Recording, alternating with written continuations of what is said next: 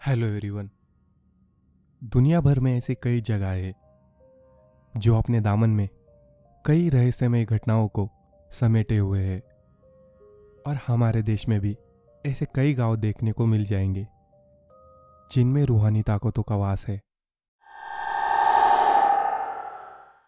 और इन गांव में लोग बसने की बात तो छोड़ो, वहां जाने से भी डरते हैं।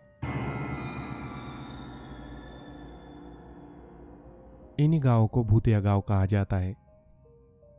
ऐसा ही एक श्रापित और रहस्यमय गांव राजस्थान के जैसलमेर जिले से 18 किलोमीटर दूर स्थित है, जिसका नाम कुलधरा है, जिसे भूतों का गांव कहा जाता है।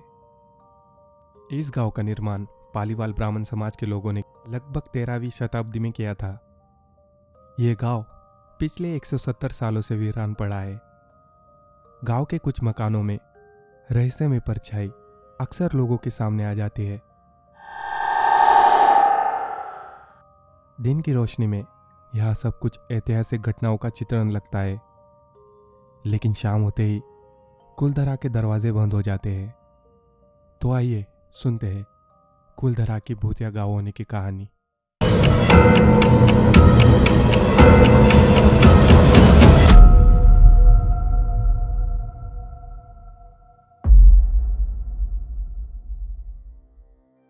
दरअसल कुलधरा की कहानी शुरू होती है आज से करीब 200 साल पहले, जब यह खंडर में तब्दील नहीं हुआ था।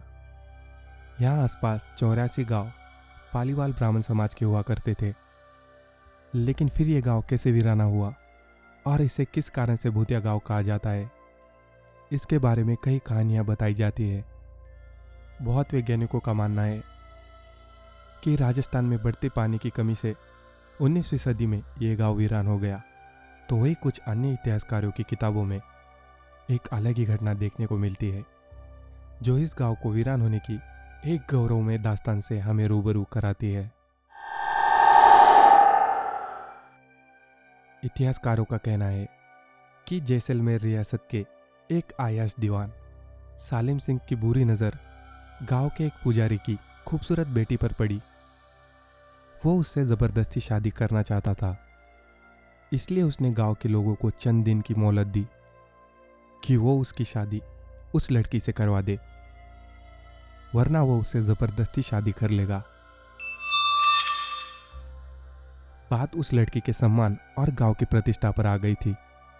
आखिर में 85 गांव के सभी पालीवाल ब्राह्मणों ने गांव की चौपाल पर एक बैठक लगाई और 5000 से भी ज्यादा परिवारों ने अपने वो गांव की बेटी के आत्मसम्मान की खातिर उस रियासत को छोड़ने का फैसला किया। रात ही रात में पूरे 85 गांव खाली हो गए और अगली शाम कुलधरा कुछ यूं वीराना हो गया कि आज तक परिंदे भी इस गांव की सरहदों में दाखिल नहीं होते। तभी से यह माना जाता है कि गांव छोड़ते वक्त पालीवाल ब्राह्मणों ने इस गांव को श्राप दे दिया था और तब से यह गांव रूहानी ताकतों के कब्जे में है, जो अक्सर यहाँ आने वाले पर्यटकों को अपनी मौजूदगी का एहसास कराती है।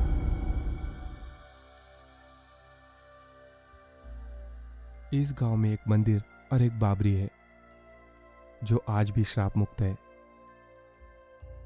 बताया जाता है कि शाम ढलते ही यहाँ अक्सर कुछ आवाज़ें सुनाई देती है और लोगों का मानना है कि वो आवाज़ें 18वीं शताब्दी का वो दर्द है जिससे पालीवाल ब्राह्मण गुजरे थे।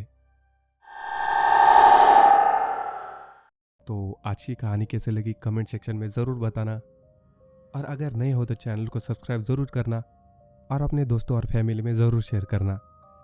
Thank you so much.